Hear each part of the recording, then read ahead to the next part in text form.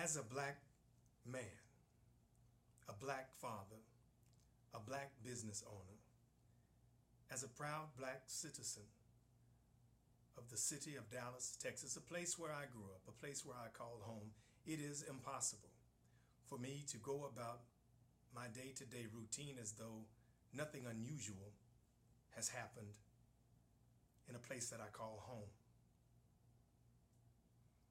People have reached out to me from various places via text message and or inbox. Some people have flagged me down here in the neighborhood to get my take on the recent events of the past 24 to 48 hours. And I wanted to wait until the investigations and the stories of the incidents and occurrences matured so that I might have a response that was built around responsibility. I wanted to respond responsibly to the recent events here in Dallas. I call it the elephant in the living room. The elephant in the living room, for those of you who are unfamiliar, it is an English metaphorical idiom for an obvious truth that is going unaddressed. This idiomatic expression also applies to an obvious problem that no one wants to discuss. With all due respect to the marches and the rallies and the speeches, along with the town hall meetings and press conferences, the memorials and the rhetoric thereof, these are all reactions. They are warranted and they certainly have their place. But the one question that has not been addressed in decades is, why is there an elephant in the living room in the first place in 2016? How did it get in here? Surely he couldn't have walked in through the front door unnoticed. No, the only reasonable explanation why there's an elephant in the living room is that the elephant has been here the entire time. The only reasonable explanation for an elephant in the living room is that the house in which we live was built around the elephant in the living room. As we go forward, would anyone within the sounds of my voice, would you like to pretend that there is no elephant in the room? Would you like to pretend that nothing unusual has occurred in Dallas on July 7th, 2016? And for that matter, in Minnesota on July the 6th, and perhaps in Baton Rouge on July the 5th, I believe? The question is, what do you do next?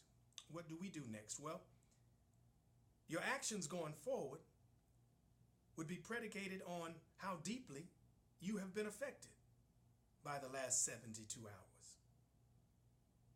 And when you bring your conversation to the table, I can only ask that we bring open minds to that conversation. Not retaliation, not resentment, not a desire to place blame on others. No, don't bring that to this conversation. If you brought anything to the conversation, I would let me recommend that we bring what I would call an abundance of what can I do to help address the elephant, or the proverbial elephant in the room. Now, what do I mean by elephant in the room? Elephant number one, there's obviously an enormous amount of racial tension among blacks and whites.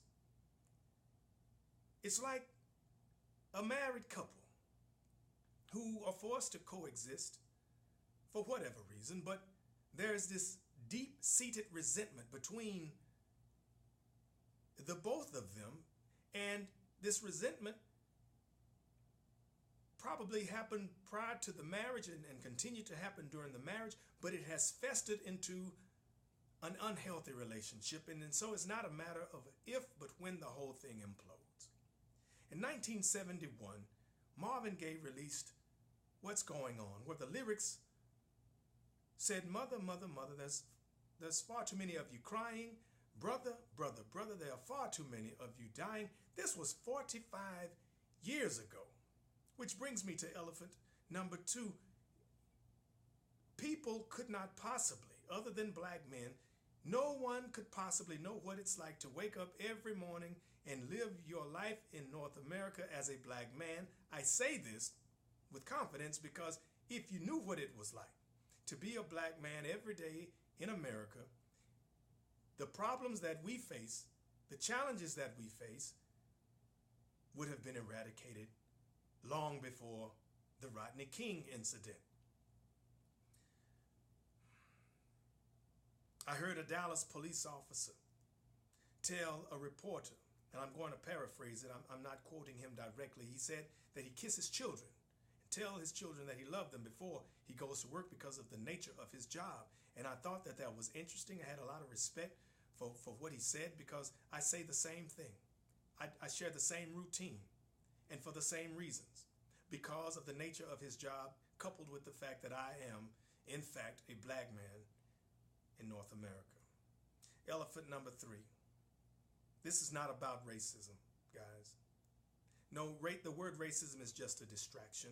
It's semantics. It's a play on words. You don't have to be racist to or hate black people to kill a black man during a routine traffic stop. No, this is race-based. This is race-based. You don't have to prove that you have black friends, and you don't have to feel as though you are superior to black people and that black people are inferior. No, this has nothing to do with racism. This is race-based.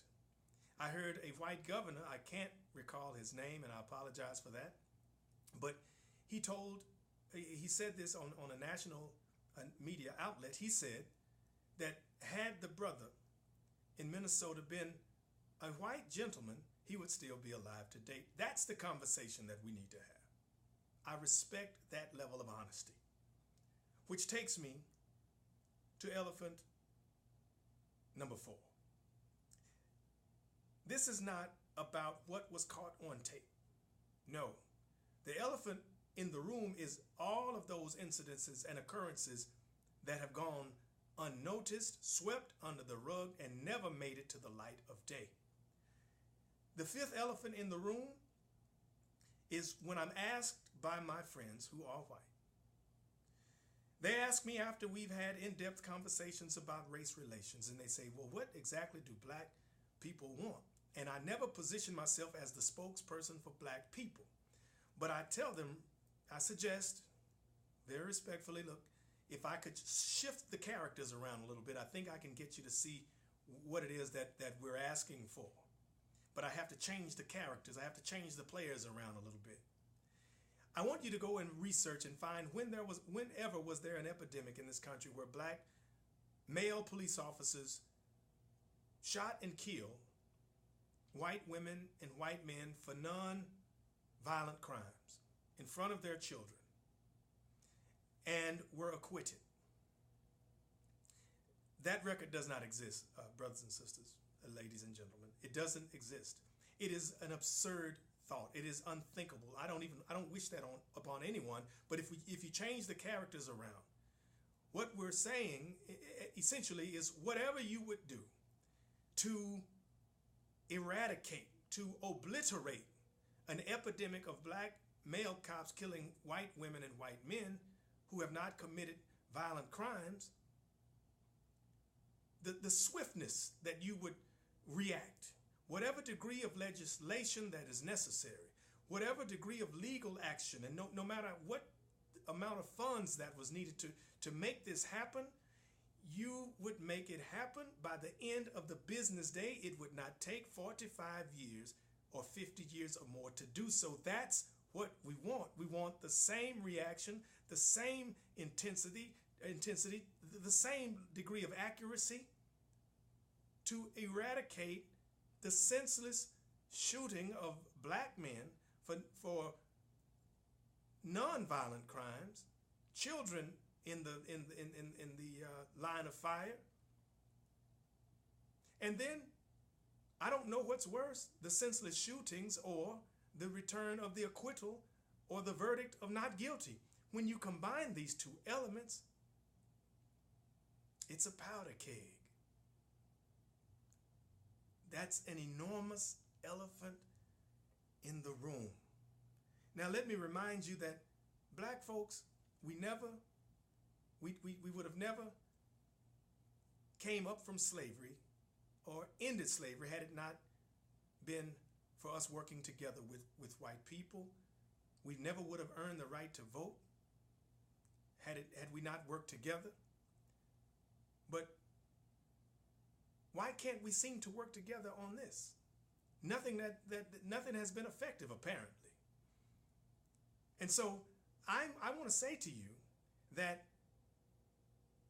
white people talk to other white people about black people, and that's the conversation that black people not only need to hear, but want to hear. And out of fairness, black people talk to other black people about white people, and I think to level the entire playing field, white people should hear that conversation too. We don't have anywhere else to go from here, brothers and sisters. We have to address the elephant in the room, and we have to work together just like we did to end slavery, just like we did to get the right to vote. We worked together and we got it done. What says we can't work together to get this problem resolved?